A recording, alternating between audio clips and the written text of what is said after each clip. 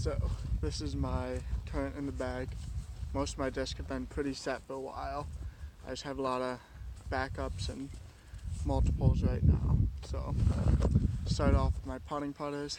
Got two D-Line P2s from Black Ink Disc, Simon Lazat stamped. I've been using them since I want to say October, November, so they're pretty beat in right now. They're nice and straight and glidey, and they're just at the perfect level for me right now, so I don't see them leaving the bag anytime soon. And then we've got the driving putters, starting off with another P2, Sky God. It's my straight, stable. I can really crank on it and it's not going to turn on me. It's just going to stay straight with a little bait at the end. But the grip's been a little deep for me lately, so I might be looking to try something else out. Then I've got my plasma proxy that just made it back in the bag for just straight up shots, some drives off the tee, but mostly just up shots from about 100, 150. And we've got a 2015 Discraft Roach. It is the Ace Race, which is a little flatter, I believe. It's got a little puddle top, and it's pretty beat. It was my main go-to putter when I first started out, but now it's my slight hyzer flip up to flat for drives or approaches, or I can throw it flat and it'll just turn. As long as I throw it with nice clean form, it won't turn and burn on me. And then I've got this Zone.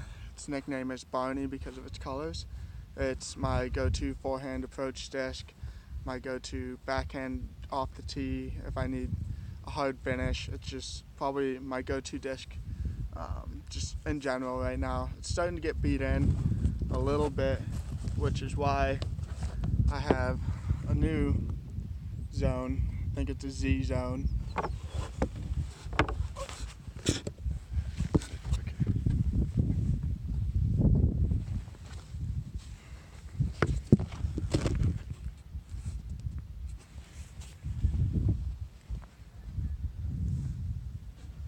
So I've got go-to zone, kind of a backup zone in case anything were to happen to this one, or if I'm throwing over water, I'll reach for this one instead.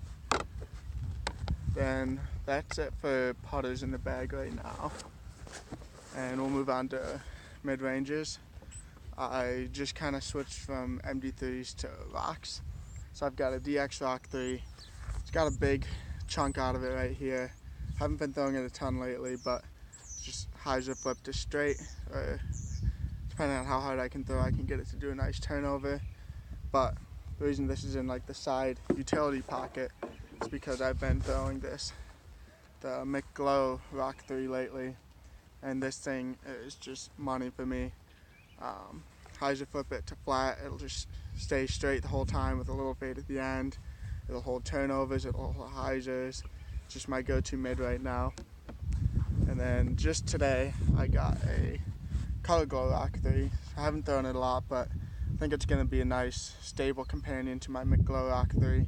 It'll hold the stability a little longer than the baseline plastic, and it feels really good in the hand, so I'm excited to try it out. And then, got the Casey Pro Rock, which I hit a couple trees really hard with it, but it seems to have gone back to its shape now. But this is kind of if I want to be able to throw it a little harder without turn. Instead of my McGlow Rock 3, I'll do this Casey Pro. It's got the Shore Acres Disc Golf Club stamp on it. I got it in the Players Pack this spring, and it's been a good disc for me so far. Then when it gets windy, I bring out the MD4, or if I need a little mid-range flick or just a harder finish, I will bring out the MD4. Just recently made its way back in my bag, but I think it's going to stay for a while. And now we are moving on to fairway drivers. I've got two FDs. I've got an S-Line FD that is always a little more stable than I want it to be, so I'm working on beating it in right now, just so I can get that consistent turn and it won't fade out on me as much as it does for some reason. It's not flat, it's not super domey, but it's one of the newer runs. I don't know which run, but then we've got a C-Line FD. I got it from a Discmania mystery box this winter. It's got the Simon Lizotte black ink disc stamp. It's got a little bit of like a misprint right there. I think that's why it was in the mystery box. But this is money. It'll turn, but it always comes back for me. It's pretty stable, but so I can do full power without worrying about it going too far right. And then step up from FDs is my T-Bird 3, the Paul McBeth Metal Flake. I really like this disc. I can throw it hard and flat and it'll just go straight without any turn, maybe a little bit of turn if there's wind. Always finishes left though. And then on a hyzer, this thing just holds it the whole way there and can really take a lot of power. Then currently, I only have 2 FD3s in my bag right now. I've got a Doombird Lizotte FD3, the 2017 Discmania Signature Series. It's not the prettiest one, but it does its job and it flies well. I pretty much only use this one for forehands. All my FD3s are forehand exclusive, and this T-Bird 3 is what I'll do when I want a backhand throw. So I've got, this is kind of for straight forehands, like flexing it, but not too much. And it has a nice finish, but not as much as this one, which is it's a wiped stamp, but it's the Lizotte Super Flat Run, and this thing's really beefy. So if I really want to crank on a forehand and know it's going to come back, I'll use this FD3. And it's got that old star plastic, so it just feels really good. And then I've got my new KC 11-time Firebird. Got it used for $30, and it's not as beefy as I thought, but it feels really good. It flies really nice. I've got the Lizotte for extra beef. This thing kind of a nice in between the Doombird and the Lizotte FD3.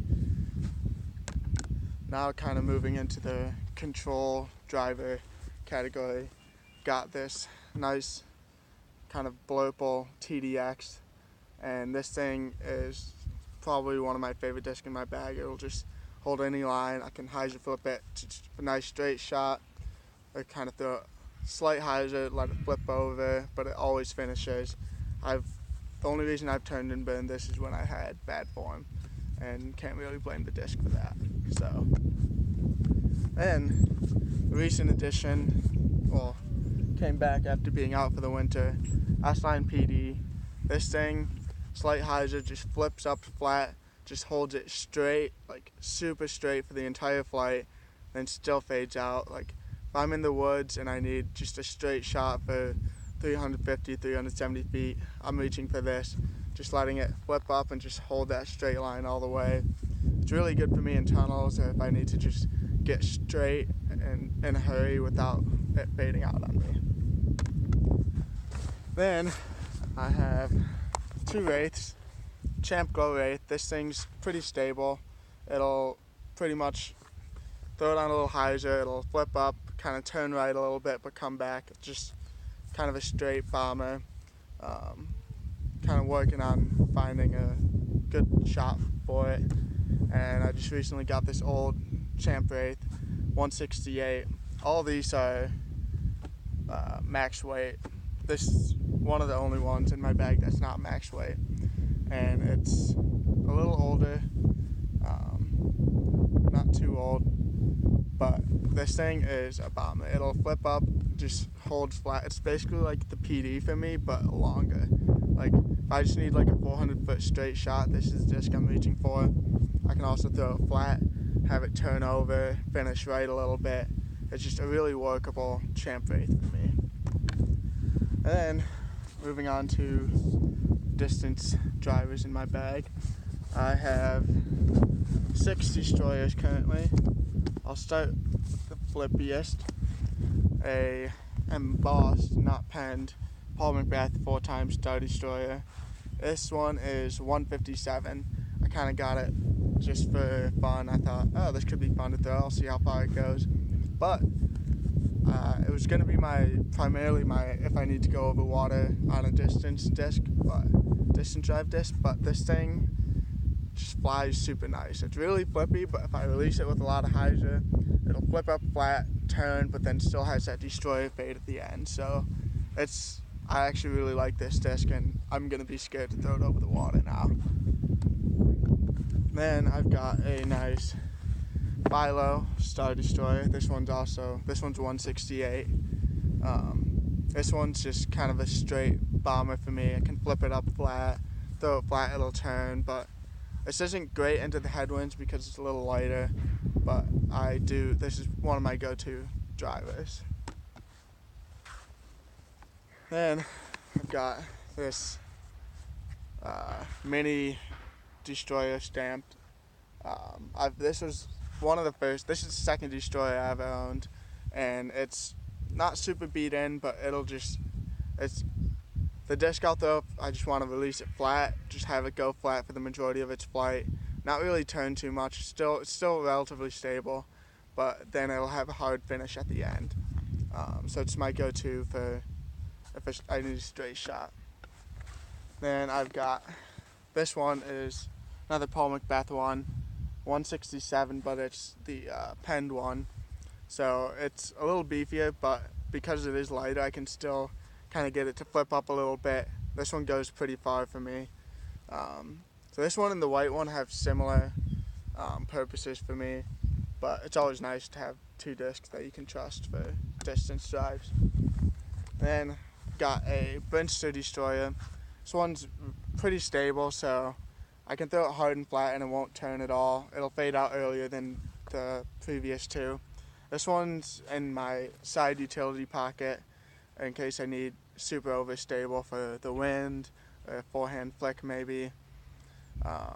But it's not going to leave my bag. It's probably just going to hang out on the side until I lose another destroyer or develop the arm speed for this. And my final disc, is also new. I got it from my friend.